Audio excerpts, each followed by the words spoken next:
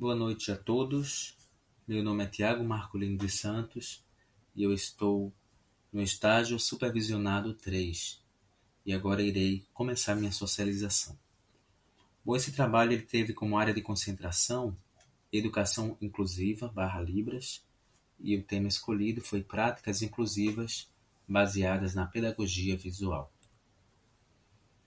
Bom, a escolha da temática surgiu devido à importância de pesquisar e tornar público como a pedagogia visual ela contribui para potencializar a assimilação do conhecimento por parte do aluno surdo e também esclarecer a escassez do conhecimento do professor a respeito da especificidade do aluno surdo. O trabalho tem como objetivo buscar uma melhoria na prática docente, além de apresentar aspectos relacionados à pedagogia visual. Ele também visa esclarecer quais as metodologias são mais adequadas para o ensino do aluno surdo e incentivar com base nessa temática, visto que é um assunto muito importante na área da educação especial. O trabalho ele se deu com base em pesquisas bibliográficas de cunho qualitativo, baseados em autores renomados.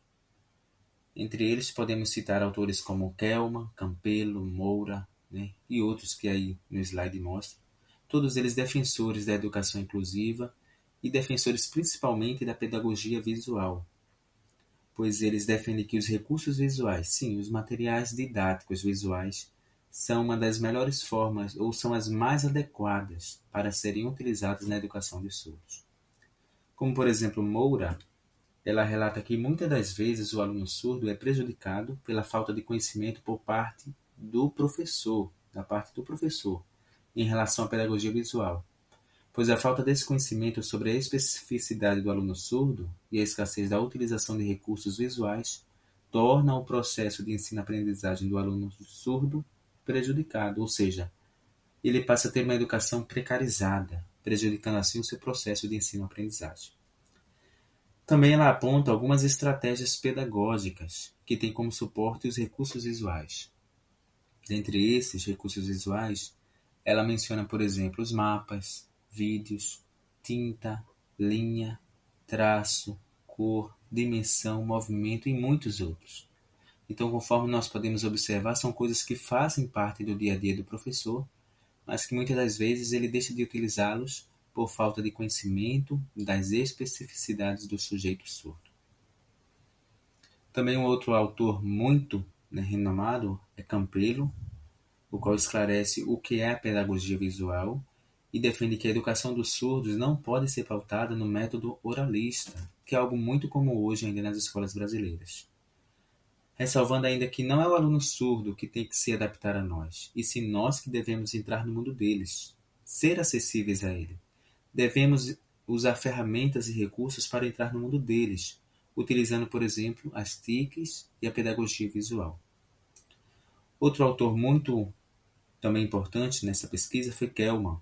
Foi uma pessoa que apoiou o ensino do surdo e fala de estratégias visuais utilizadas no ensino para torná-los mais atrativos, pois ela diz que a aprendizagem do sujeito surdo se dá da melhor forma quando os recursos visuais são inseridos nas estratégias pedagógicas, porque as experiências visuais produzem subjetividade pela presença da imagem, pelo recurso e pelo discurso visoespacial. Não poderia também deixar de mencionar Dosiá e Romário, onde eles complementam defendendo que a cultura áudio-oral é para as pessoas ouvintes, assim como a visual gestual é para as pessoas surdas, pois ele apoia claramente dizendo que não é mais possível permitir que a educação de surdos seja pautada na metodologia oralista e sim deve ser utilizada a pedagogia visual. E por fim, Streicher, ele fala que os surdos são seres visuais, os quais aprendem por meio da visão, que por sua vez esta estimula a sua imaginação. Então ele fala claramente que a experiência visual abre a mente e o entendimento da criança surda, e que o aluno surdo vê o mundo através de imagens. Então, eu pude aprender com isso que os professores que realmente pretendem se inspirar no ensino de qualidade, eles devem usar autores como base de sua metodologia, utilizando sempre que possível os recursos visuais na educação do ensino do aluno surdo. Para a elaboração desse trabalho, foi necessária a realização do estágio supervisionado, ou seja, foi necessária a observação, a coleta de dados, e também durante o estágio supervisionado foram feitas algumas regências e aí foi consolidado com base em pesquisas bibliográficas de caráter qualitativo. A escola observada é uma escola inclusiva e de referência em ensino fundamental e médio. É uma escola integral de 2 turnos, ou seja, no turno da manhã ela atende o público do ensino fundamental anos finais e no horário da tarde, às 2h10 até às 20h50, os alunos do ensino médio.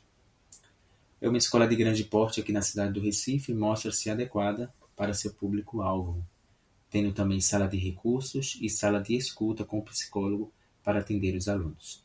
Ela fica bem centralizada no centro da cidade, tem uma estrutura bem conservada e tanto os professores quanto os alunos seguem rigorosamente as programações das aulas, assim também como o horário de entrada e de saída. Eu fiz alguns planos de aulas que foram elaborados com base nas observações da sala estagiada, todos eles de uma forma prática para serem aplicadas utilizando a pedagogia visual, pois foram utilizadas metodologias e recursos visuais para melhor compreensão do aluno surdo e também dos alunos ouvintes. A minha vivência do estágio, ocorreu, conforme eu já mencionei, na escola Erefim Governador Barbosa Lima, ao qual é uma escola integral de 2 turnos, conforme já havia mencionado, e nessa escola há 35 surdos matriculados. E o estágio lá contribuiu de uma forma positiva para mim como futuro profissional, pois ela me deu uma oportunidade ímpar e essencial de aquisição de novos conhecimentos, além também de aliar a teoria com conhecimento adquirido ao longo do curso. Aliar teoria com conhecimento adquirido ao longo do curso. Também foi um momento onde eu pude experimentar e atuar formalmente no meu campo de formação, tendo a oportunidade de exercer a regência de algumas aulas. E daí, em algumas aulas, eu expliquei a importância da pedagogia visual e também apresentei alguns recursos que fazem parte do cotidiano do professor, que poderia ser utilizado no seu dia a dia em sala de aula, como, por exemplo, o piloto colorido, mapa, slides, fita e assim por diante. Coisas simples que muitas das vezes não são utilizados, mas quando utilizados, fazem todo o diferencial no processo de ensino e aprendizagem dos alunos.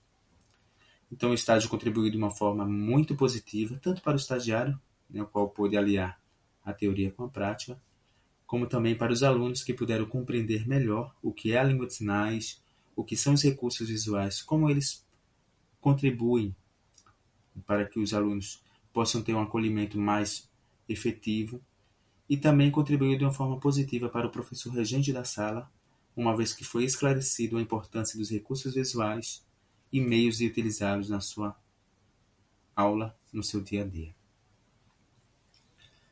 Aqui estão algumas referências, na verdade todas as referências nesse meu trabalho. E por fim, como reflexão, eu gostaria de deixar esta frase de Paulo Freire, que diz: ensinar não é transmitir conhecimento, mas criar a possibilidade para a sua própria produção ou a sua construção. Essa frase é muito importante porque ela mostra justamente a importância da gente se colocar no lugar do outro. No caso, do professor se colocar no lugar do surdo, do aluno surdo. E entender que não basta apenas ele transmitir o conhecimento enchendo o quadro de palavras, que muitas das vezes nem fazem sentido para aquele aluno surdo, mas utilizar a pedagogia visual, que pode ser, como nós já vimos, um pincel, uma tinta colorida, uma folha de papel, uma linha, pois isso faz toda a diferença no ensino e na aquisição do conhecimento pelo sujeito surdo. Muito obrigado pela atenção de todos.